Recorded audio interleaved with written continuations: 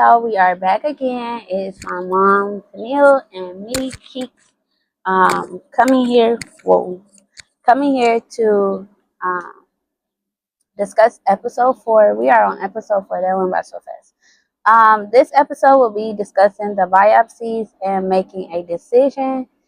So my mom basically choosing her and what was best for her with all of the news, all of the doctor's appointments, all of the recommendations, just coming to the final conclusion of what was best for her.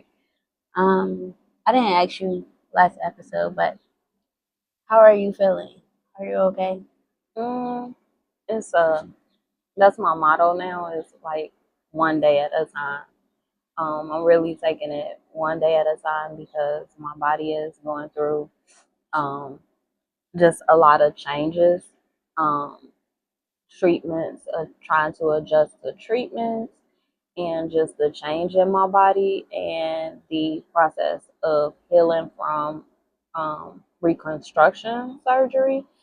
And that's been a lot. So it is literally one day at a time, and then not to mention personal things outside of that. So it's a one day at a time thing, and just staying in my word, because God has really gotten me through this whole process, along with my small village. I can't be thankful and grateful enough for my small village that I have going through this process, because literally between Kiara and my little sister from work, they were literally tag teaming each other on just making sure that I was able to eat and I was comfortable, just after surgery. So one day at a time. I feel that. So we are going to be discussing the pains and emotions behind biopsies, why my mom chose a double mastectomy, what is a double mastectomy, and what options do they give you when you are trying to choose how to get rid of your cancer, and what the process of choosing is like. So first, let's double back and talk about the biopsies. That was probably for me, outside of the surgery, one of the hardest things to see my mom go through, because going to those appointments with her and then seeing her come out, like the last one she actually did, she just came out in her gown, blood over her, crying, in pain. And it was just like one of the hardest things to see my mom go through, and then have to go back in and them tell her that they need to do another one. So, and then like afterwards, she would be bruised up with all these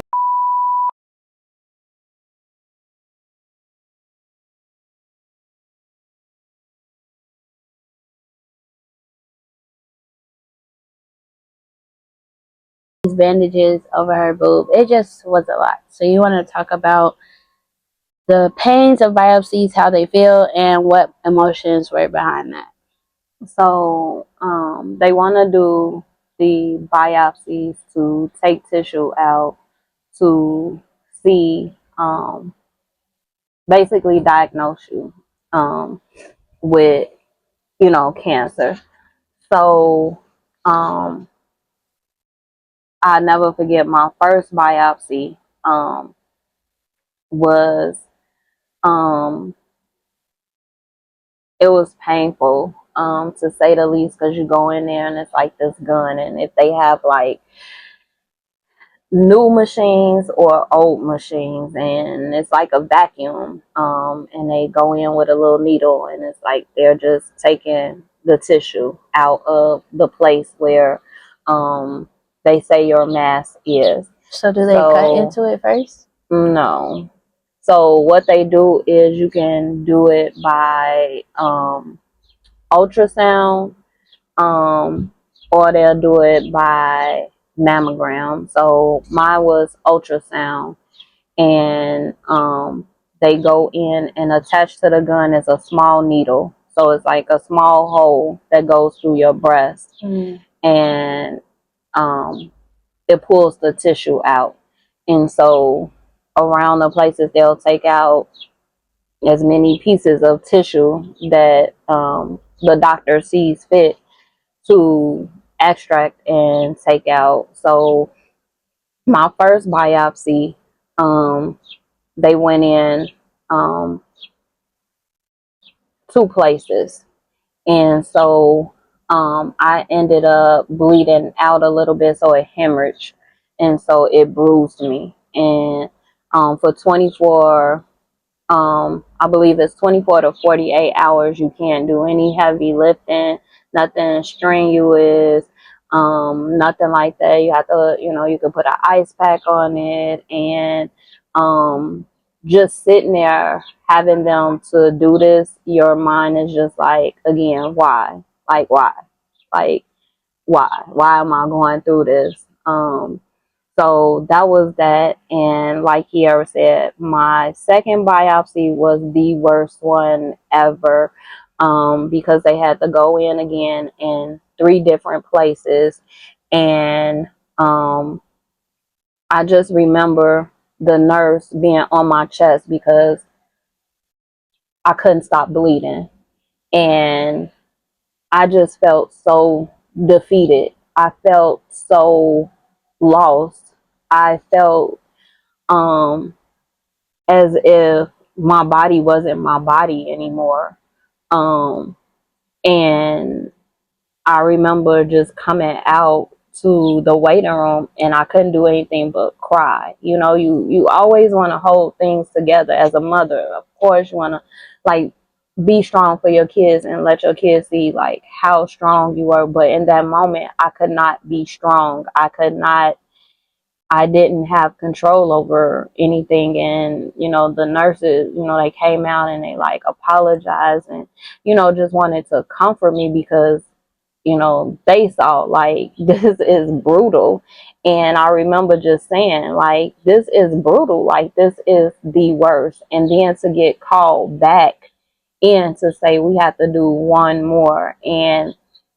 Um, and then still not be able to control the bleeding. And literally you're in these appointments for hours, and it's like hours of attack on your body, that nobody really talks about or just tell you like this is what you're getting ready to go into. Now, mind you, it could be, a small biopsy where you do one and they go in and they take your tissue and, it's out, but you still feel somewhat of a violation, to say the least, because you constantly going in and it's like, why am I getting poked again? What is the purpose of this? Why, why?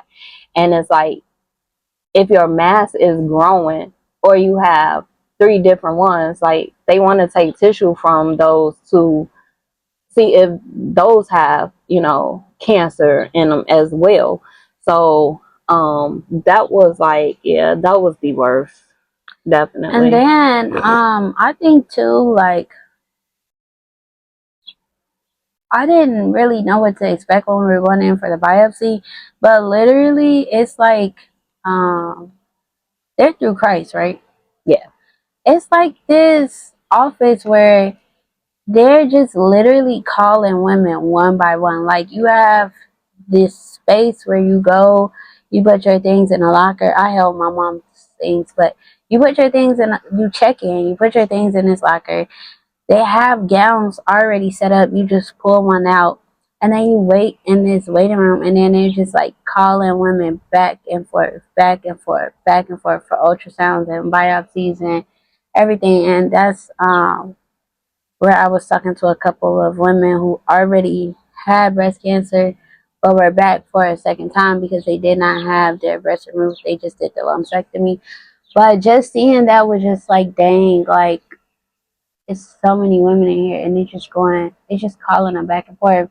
And then my mom came out, and then like that was probably the first time I could see on her face that she was just like, I don't want to do this no more.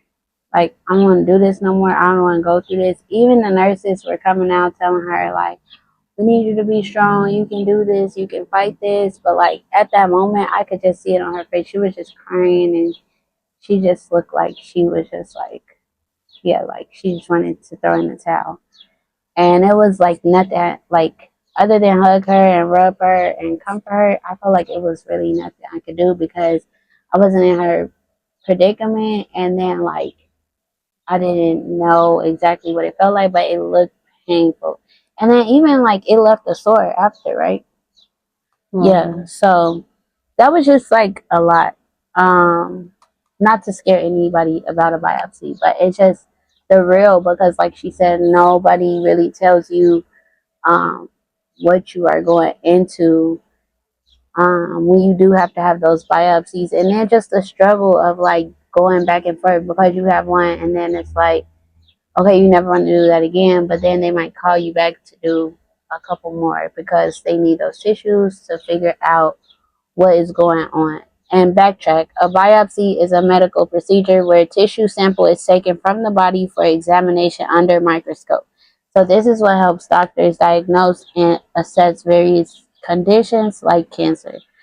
Um, do you feel like there is a way around biopsies or it's necessary? It's necessary. It's necessary. Okay. Why did you choose a double mastectomy? Well, first let me go over the two options. So a lumpectomy, a lumpectomy is when they remove the tumor in small amounts of surrounding tissues in the breast. A mastectomy is the removal of your breast. So a double mastectomy is the removal of both breasts. So why did you choose a double mastectomy? So going through the process of um, my second biopsy, which was um, brutal. Just thinking about it just kind of get me a little emotional. But you meet women, like Kiara said, at the breast cancer, not the breast cancer, at the breast um, doctor. I can't think of the name of it right now, but um, you see women going back and forth, and I hate that we didn't get her name and Her name was Patricia, but I didn't get her information.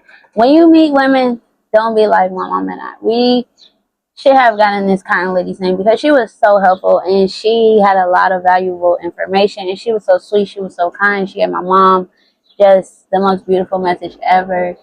And she gave me her name, but I did not get her contact information. So Patricia, if you out there and you see us, thank you so much. Yes, because you literally picked her up after that appointment. Contact us, please. Yes. But so Patricia was in the waiting room and she just looked at me and she said, I feel so bad for you.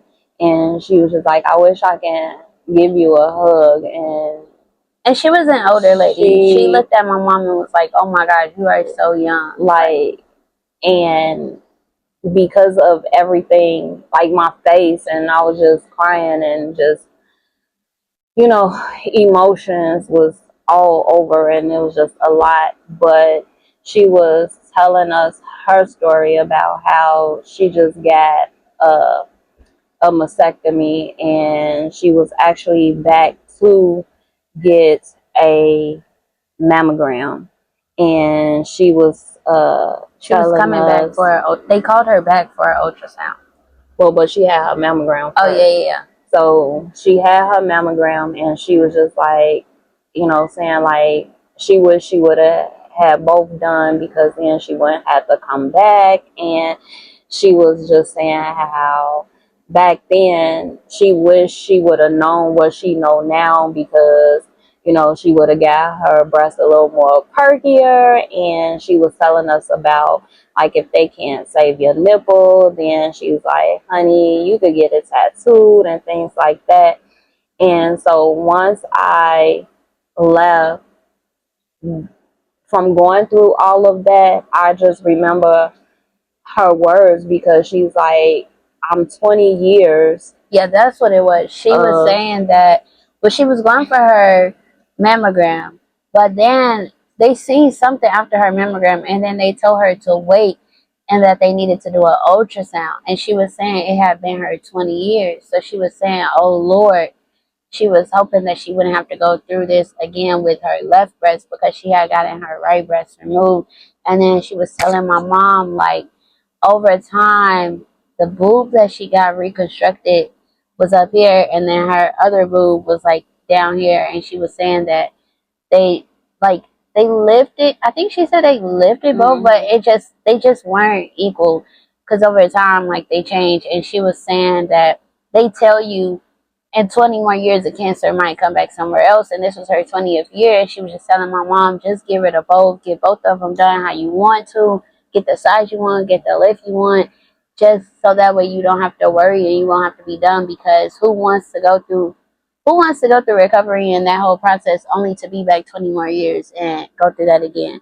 And then once, like, she heard them say ultrasound, she's like, oh, that's the start of it, which it normally is. Like, when they tell you to come back and they want to do an ultrasound, I mean, they saw something and they want to look at it more.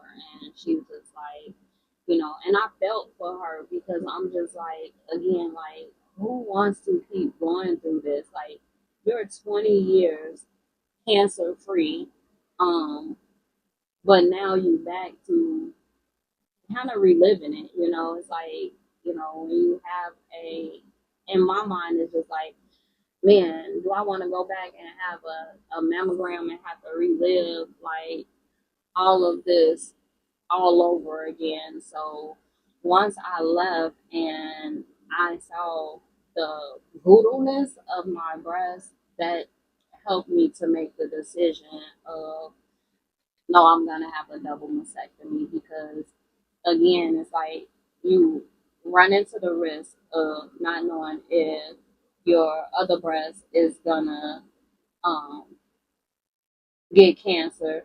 Then okay, you lose weight, and now your breasts are lopsided and uneven, and it's just like, why go through all of that when you can get it? But Not only that, they told us about insurance too. And at the time, like they were telling my mom that her insurance would cover everything. So it's like, why not get it when you know that your insurance is going to cover everything? Because you don't know what your insurance is going to look like maybe 10, 20 years later. So that's a whole nother thing. yeah, and then it's like, um, once my doctor told me that I had to have a mastectomy because where the cancer was, and even if she would try and go in and we have a mastectomy, like, I would have a distorted breast. And so that night, and I thank God for my oncologist and my surgeon, because I can call them and let them know, like, look, I'm scared. And that's what I did. I called my surgeon and she called me back, and I'm like, I am scared. I don't know how to feel, but what I do know is that I'm gonna have a double mastectomy. I said, I don't want to have to keep going through this, and I have dense tissue in my breast, and my biopsy was brutal. And she knew it because the doctor called her and like told her, like, what was going on. And she was just like, I'm so sorry. And she was like, I get it. And she was really comforting, but at the end of the day, she was like, I think that is the best decision that you could have made, and I was waiting for you to call and tell me your decision. She said, because no, who wants to go through, coming back within 10, 15, 20 years and go through the same process of that again? No. So, but what I can say is really educate yourself on the process of, the mastectomy.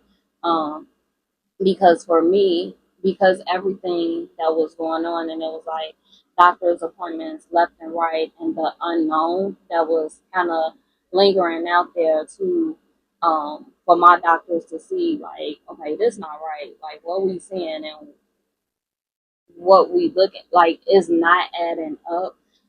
Educate yourself on just the whole process of the mastectomy and what is being taken place, how do they take your breast out? What are you left with? Things like that, because again, it's the unknown. And as I was looking on the internet, and my daughter and my friend was like, stay off of it. Seriously, she Like, was going through the TikTok. women are on there like, oh, I got a mastectomy, I got new boobs. No, baby, that is not the reality of it. Maybe for some people. And again, for some people, but it doesn't give you an insight on what it is. And like, you can listen to doctors, and doctors can go through the whole spiel, but it's different when somebody is like really breaking down the process of what they went through and the pain, the loss, because you do go through a sense of loss. You're losing something that you were born with, and something that is on your body. That you claim yours. Um, so yeah, educate yourself on just the whole process of the mastectomy or vasectomy, whichever one you choose to go through. Um, and everybody's process of choosing will look differently depending on, like, in Definitely. hindsight, my mom kind of didn't have a choice because, and that was like our biggest thing. Like, before choices even came about, she just kept saying, I don't want to have a mastectomy. I don't want them to remove my boob. Like, my mom breastfed us with those boobs, like, those are her boobs. So she just was like, she didn't want to get rid of them. But then, like, once they got in and looked at where the cancer was, what her tissues looked like, they pretty much were like, her surgeon was pretty much like, I do not want to perform a lumpectomy on you because, yeah, like, your breast will be completely distorted. Like, you won't even want to save that breast after she's done with it. So she really kind of didn't have a choice. Her choice was in getting rid of both instead of just getting rid of one of them. So again, your process of choosing will look differently depending on what is going on or where the cancer is. Um, we talked about the biopsy, we talked about the mastectomy and the options and the choices. Oh, how was it navigating your support systems when you were making your decisions or during the processes of, like, your biopsy and your mastectomy? And when I say navigating your support systems, just as far as like letting people in during that decision making or like during that process, what you wanted to tell, what you didn't want to tell, how was navigating that? I pretty much kept everything private. I really didn't let anybody in other than my little, um, my small village. Um, but for me, um, I still had a hard time of even discussing anything as far as cancer. So, um, making a decision was just going on. Making a decision was just going on Patricia and what I didn't want to go through. So, and then saying it, it took me a minute to come out and say, this is what I decided, this is my choice. But again, like, everything was private for me, just because, like, people always be like, well, I know this person and they got through it like this. Or Everybody's journey is different. everybody's journey is definitely different. Or once you find out, like, people sit around you as if you're getting ready to die. Yes, they say just treat the person regular. That's what they want the most, is to feel normal and gain their normality back. So Yeah. don't treat them like they're sickly or ill once you find out the news. Like, yeah, be comforting, but Yeah. And then it's also the fact of, like, you don't want to hear somebody always call you and be like, how you doing with your cancer?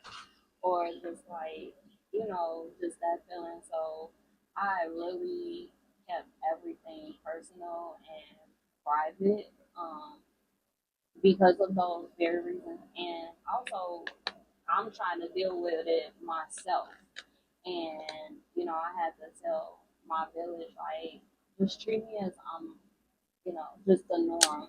Still be normal around me. Yes, I'm going through this, but again, like, I don't want you to always be like, you know, oh, such and such said that, they know somebody that hit, and I never forget, like, my little sister told me, she's like, you hear about people, friends that you have, and they be like, they be like, girl, such and such, just found out they got breast cancer, and you be like, oh, okay, I'm gonna, pray for them.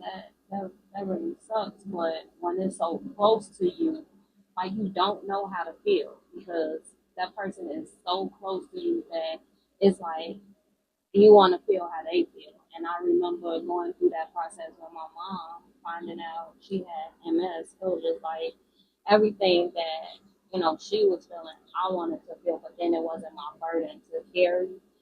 It was just for me to see her through it and make sure, like, I feel like it's like hard though, because even though it's not your burden to carry, you still carry it because it's the closest person to you. Well, I think it was hard for you too because you're going to these appointments and you hearing everything that they saying. So, but it was again like one of those things, like how Ray said, like the year before last, I actually went to a breast cancer walk with my dad and my stepmom and my boyfriend.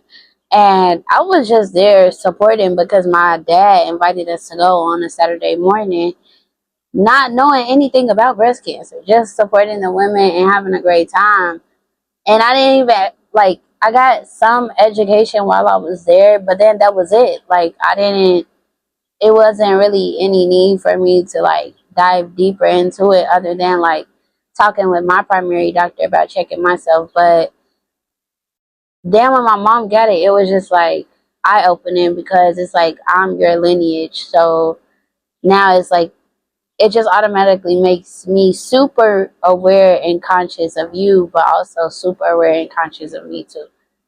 So yeah, and I think um just me wanting to keep it private was me hard for people, but processing it. you had to choose you. Um, I had to choose what was best for me and what I felt was gonna get me through it.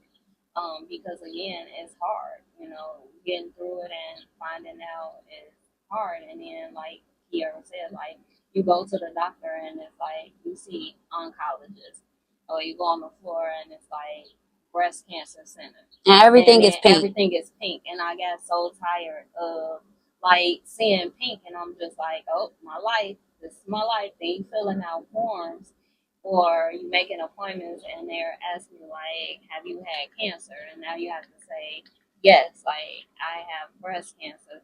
So just for me, it was like processing. And then again, it was like I didn't want to hear everybody just say, oh, I know such and such, they got through it. Like, you don't. And again, everybody's journey is different, everybody's story is different, but for me, like, I didn't, and I'm still not just getting through it.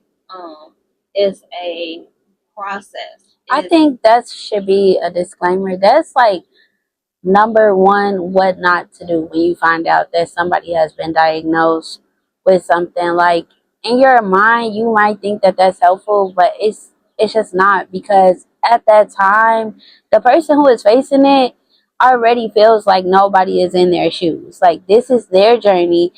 We are never gonna feel what that person feels because we are not them. The most we can do is give them encouragement, pray for them, surround them with love and comfort them. But talking about somebody else's journey, unknowingly, unconsciously comparing their journey to that person, I just think that that is like an absolute no-no. Because if a person is sharing with you, they're sharing their most vulnerable moment with you, giving you a piece of their puzzle, not to gain insight on anybody else's puzzle. And that's why we always say, even on our episodes, like, we are just sharing my mom's journey just to raise awareness, give insight, and give knowledge that you may or may not be able to gain from elsewhere. But we are not telling you what your journey is going to be like or trying to compare your journey to hers. Like, her journey is unique to her. Anybody else's journey will be unique to them. So I think that is definitely not something anybody should be doing when finding out news like that, especially because it's just already so sensitive. That's like the last thing anybody wants to hear. And then people tend to not be as hard as it may seem, but they tend to not be normal around you.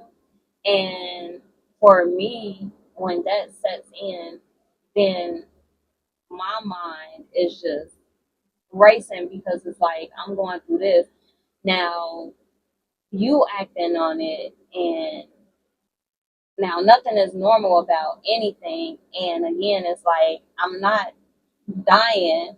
Like, yes, like I'm sick, but again, like, be normal, because like what you going through and what you feeling, like I want to know, because um again, I'm a fixer just by nature, and I just have a big heart, and I wanted to get my mind off of just everyday cancer, and I still say that to this day. And you never know, like, you being normal might be the only normal part of their day that they have. Like, so that's just very important, I feel like. It's so important because, like, Y'all don't understand. Like, literally, our days can be from 8, 9 a.m. in the morning till 6, 7 p.m. at night with appointments. So, saying that, and then, like, her coming home, getting on the phone, and then somebody is just acting very, like, fragile or like acting like she like something's wrong with her. It's just like we already came from so many appointments talking to so many different people, and she already had to feel like she's not normal. Like, at least the least she can do is come home to a normal girl talk or family conversation or TV show or something. Like, so but I think people do that unconsciously. Like, some people don't know how to. Some people don't know how to some people don't know how to like navigate the space of like somebody like healing or being sickly, or even I have had friends who don't know how to navigate the spaces of like grieving and death and things like that. Yeah. So not to come hard on anybody, but just advice. Yeah, definitely. So that was why I chose to really keep it private. Do you feel like it would? Did you experience any physical tolls on making your decision, or do you feel like God just told you like this is the right decision and you were comfortable and calm about the decision you made? Oh, absolutely not. It was like it took a emotional, physical toll on me, because every day I shower, I looked at a distorted boob. I looked at a regular boob to a distorted boob, and I just felt like at that point of time, like, Are you talking about before or after your mastectomy? Well, both. before with Yeah. my biopsy, because Yeah. I still had like Yeah. bruising and sores. So I felt like right then and there, without even having a mastectomy, like it was being taken away from me. Even my sensual side and my, just I didn't want nobody to look at me. Just I'm like, at the end of the day, I think I can remember telling um my ex, I'm just like, I don't feel sexy. I'm like, what's sexy about this? Like, and then I'm drained. I am drained. I'm going to these appointments. You going through MRIs with contrast, and that made me nauseous, and I just felt weak. And I'm just like, where's my body? Um, I didn't feel sensual. I didn't feel sexy. I just was like, at that point, I had a feeling of like, I just want to let myself go. I didn't care, and so I had to really pray on those feelings of that because I'm just like, at the end of the day, even making a decision to have my mastectomy, um, it was gonna be a change in what I saw in the mirror, as far as myself. So again, that was like really hard and emotional, and it took a toll on me because again, you know, your everyday in and out of you looking at yourself in the mirror is something different. So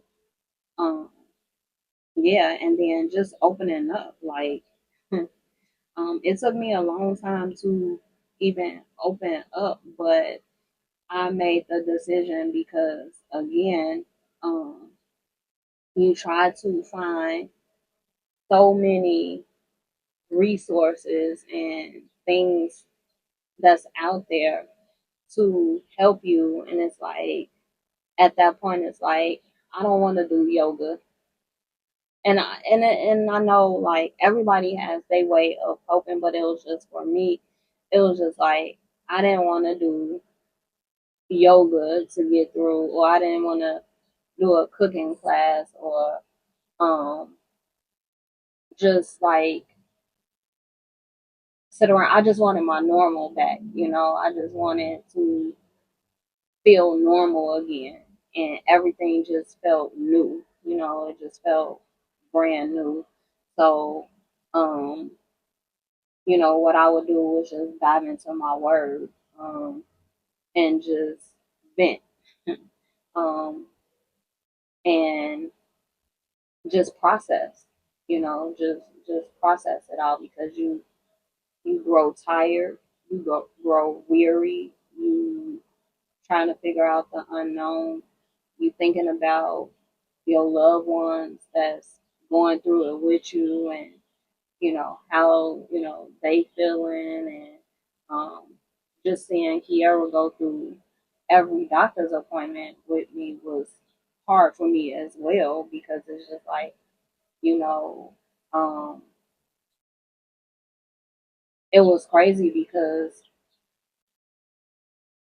like 25 years ago I got really sick, and the doctors had said that I wasn't gonna make it. I had thyroid issues, and my thyroid ended up shutting down.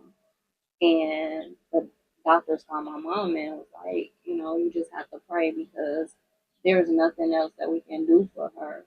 And it was like, here I am still living to go through another battle. But little do she know, like, this is her second battle with me. And um, that was hard in itself because, like, your child is sitting here listening to the doctors tell you all this stuff about your body and how like you're getting ready to go through a loss, um but it's never what you're gaining. It's like you're losing this, and I know people be like, but you're gaining new boobs. Like, if I had to go back, like, I would say let me have my boobs, and let me go through the process. But and then her seeing them come in and poke, and um, just me go through these machines and coming out just drained, and I don't want to eat. I'm not eating. I'm just tired, and um, it's like she said, like I'm constantly sending them appointments, appointments, appointments, and literally it's like 6, 7 hour days of just being at the doctor's, um, whether it was 1, 2, or 3 appointments within that day, and then I'm coming out bandaged, and she's like, "What they do now?" and things like that. So yeah, it's hard, when you have to set yourself up to go through that, and you have to really prepare your mind. Um, you have to prepare your mind for it. So And I think just being the person on the outside helping your loved one, those appointments were hard, but I would never like take it back. I would do it the exact same way because I'm a person like when they come to my parents, the people that brought me into this world, I need to know every little thing. Like when they come to my mom, I need to know all the ins and outs. Like I would not have anybody else sitting in those appointments with her because I want to know everything. And like she said before, she's had health scares, so I definitely wanted to be in the know of these things that were going on in her body, what they're telling her, what their options are, because I wanted to be a part of that. Like I didn't want her to make any rash decisions just because her emotions were everywhere. And um, yeah, the appointments, like at the time, I think I was just like so numb because my automatic reaction was just to be strong for my mom. Like I couldn't think about me or my feelings or how I felt about the situation because I just wanted to be there for her and keep her calm and just make sure like she knew that like I was showing up for her. But definitely like when I got home I would be like drained, tired, emotionally, mentally, and physically because it is a lot. And then just seeing like one of the people you love the most just go through all of that, it does bring like a confusion of emotions. And me personally, I started back journaling again. Like my mom said, stayed in my word, stay prayed up because that was like the only thing that would. And then we started just having like dates after the appointments. Like, okay, we just went through all of that. We need to go get something to eat, and we would go to Top Notch and get a burger because it's just like we need to like decompress from everything that we went through, and we need a fat burger to just like soothe us and keep us calm from like the emotional and mental turmoil that like comes with those appointments. So it's definitely like a process for the person going through it and the caregiver for sure. But like I said, I would not change anything about it because it's my mom and I would do anything for her. So yeah. But yes, testing in between. We had to do genetic testing to make sure that my mom, that it wasn't in our blood, right? Because her dad's sister had breast cancer, but weirdly there was like no connection, and they said that it wasn't in our blood. My mom just happened to get it, so my mom reported back to my brother and I that we were okay because it wasn't in like our gene or our blood. But constantly, my mom is always having, even to this day, because we're still going through appointments, but it's just on the flip side of recovery. But she's constantly having to do blood work because they're constantly checking her levels. They're constantly making sure that everything is healing and operating right, and just making sure nothing is dropping below the level that it should be, making sure that everything is functioning properly. So she's going back and forth constantly doing blood work. She had to do MRIs in between, PET scans in between. Any other testing you remember? CT scans. Her oncologist was very, very good about just checking everything because she didn't want to miss anything. Even if she didn't even speculate it, she wanted my mom to do the testing just because she wanted to make sure she checked off all boxes, making sure that my mom was healthy in every area, which I appreciated. At the time, it was just like, oh my gosh, another test, another test. And still, when we go do blood work, it's just like, oh my gosh, more blood work. But it's like, it feels like that, but it's like better safe than sorry because this is a question mark. Like, this is an unknown process, it's unknown territory. So it's just like, you always want to be safe than sorry. And I think it's like good too that like you are going to these appointments because Yeah, you woman to know woman. if it anything like what to ask, what to look for or question or things like that, and it's like for a mother daughter you build that relationship and that connection too, because you know it's like now you more aware of your body, you know, even more than what you were before. And don't get me wrong, me and my mom, we have like built our relationship over time. We've had our ups and downs, but we've been on the up and up for quite some time now. But we've never, I'm not gonna say we never, but we've never been this close health wise. Like, I have seen the ins and outs in due time of my mom, but it has been a great learning experience, definitely. And it has made me a lot more comfortable, just like asking questions definitely has opened my eyes to like advocating for myself, how my mom like fights for herself. And also it's like opened my eyes to um just sharing information and keeping information sacred, just like balancing that. And then yeah, just I don't know, it's like eye opening because it's like you never think like you would get to this point just like as a child. Like you think like people tell you don't grow up because they tell you like, oh, don't grow up too fast when they talk about like having kids and meeting boys and drinking and just stuff like that. But nobody tells you that like when you get older your parent becomes the child and you become the parent. Like it's no, I mean obviously they take care of you for as long as they can, but like it's on you to be able to take care of them too when you get to your adulthood because they're getting older.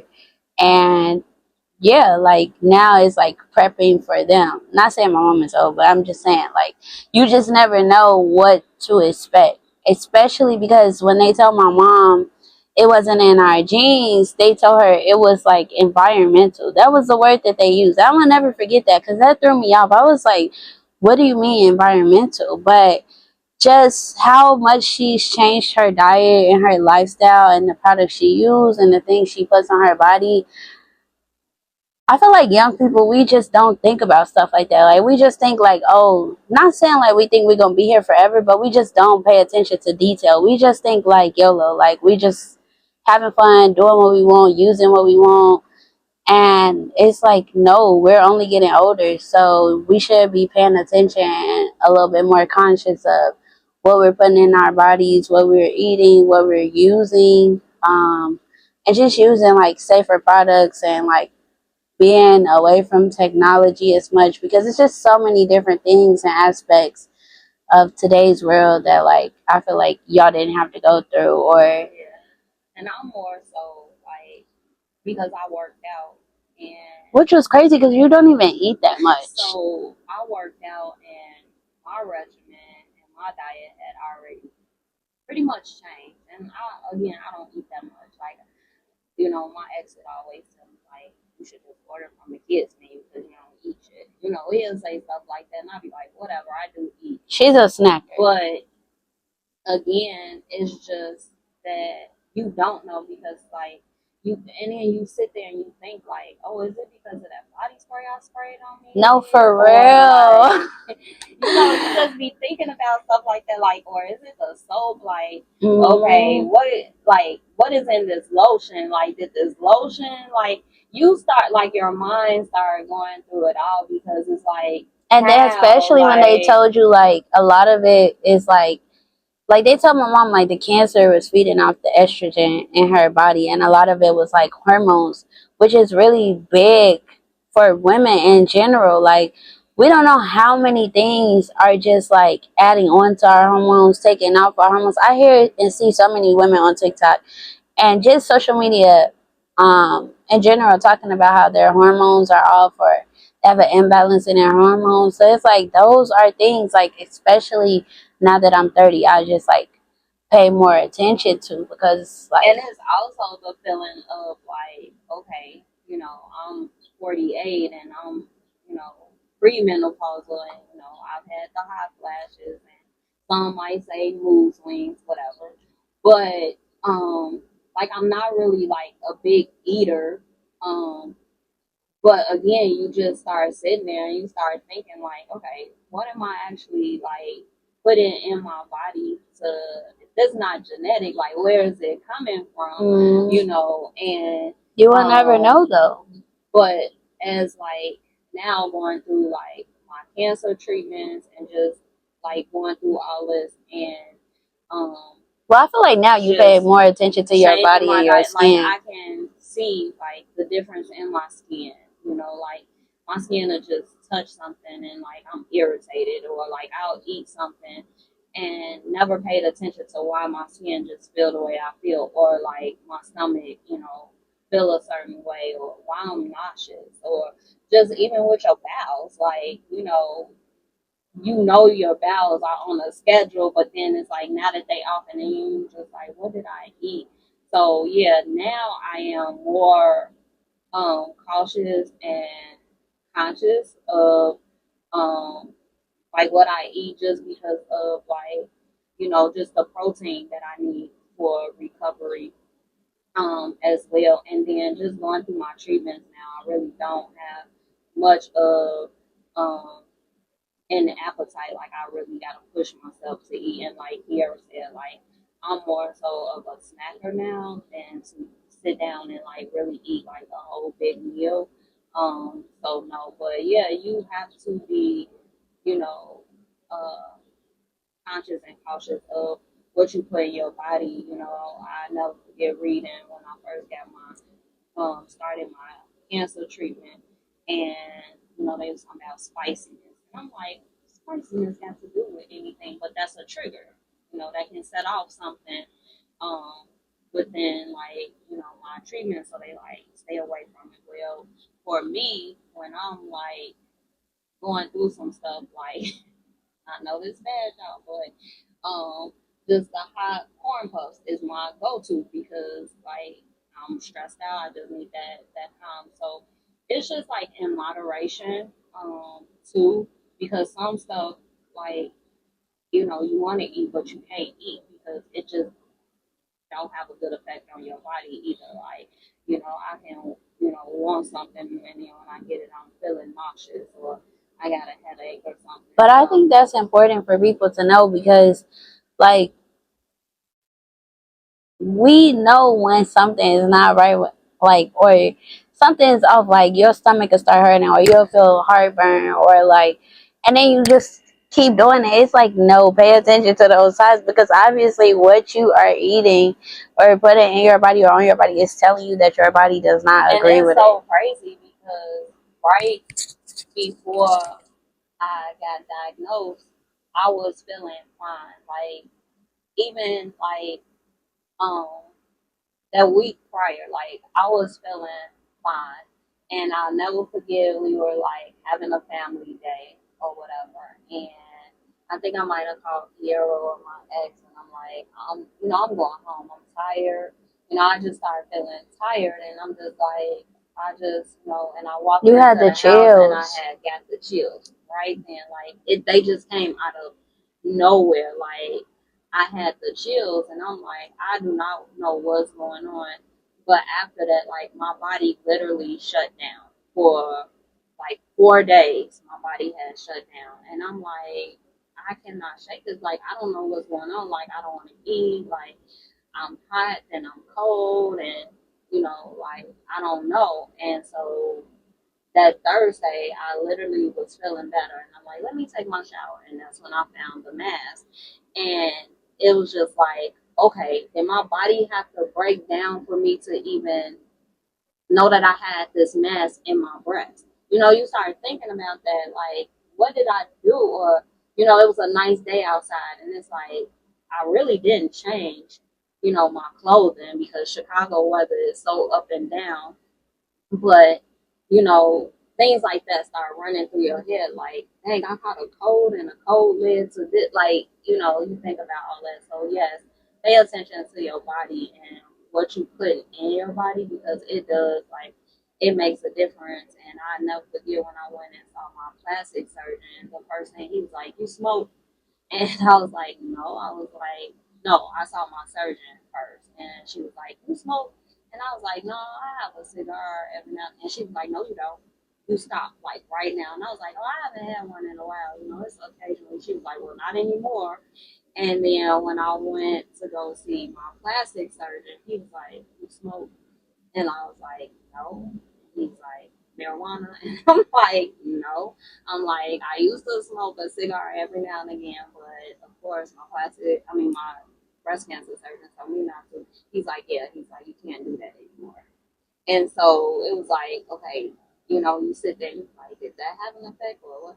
But it does have an effect on just your surgery, your recovery, um, like what's going into your body, how it's affecting your body. Like, although it was only on occasions, when I go out and hang out with friends and things like that. But again, that has an effect on your body. So I would just say definitely do research. And I remember researching, and the first thing that came up was like limit your chicken. And I'm like, what? Like that is like my protein. And again, I'm always diving into just food because I'm a chef, and I go back to grandma and them and just the old school of like longevity, and that they have issues like this, and just different races and cultures of what they put in their body, and how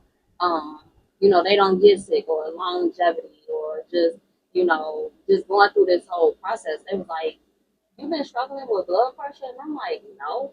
But of course, going through this and not eating or not drinking water before I actually go in for testing, like that has an effect on your body. Like, I never forget one appointment, and the nurse was like, have you had any water?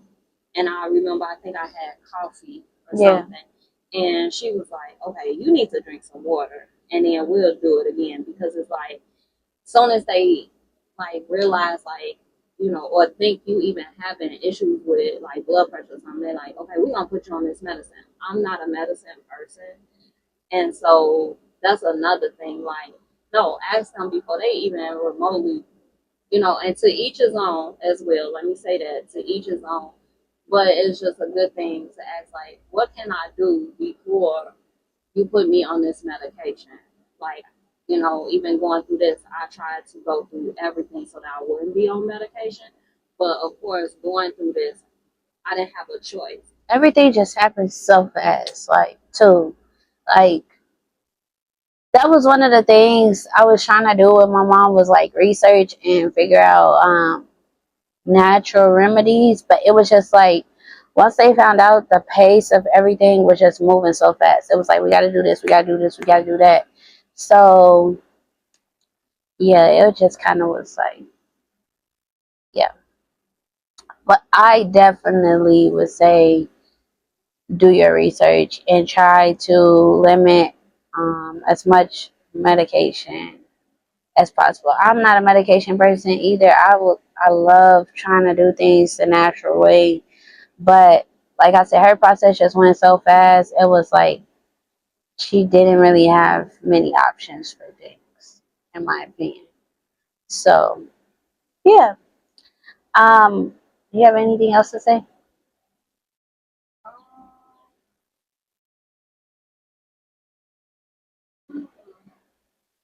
Well, that concludes today's episode. I hope that it was definitely informational and beneficial for those that are watching. And we appreciate you guys for following along with this journey. Um, yeah, we have a few more episodes to go to discuss actual surgery day and post surgery. So, yes, stick around.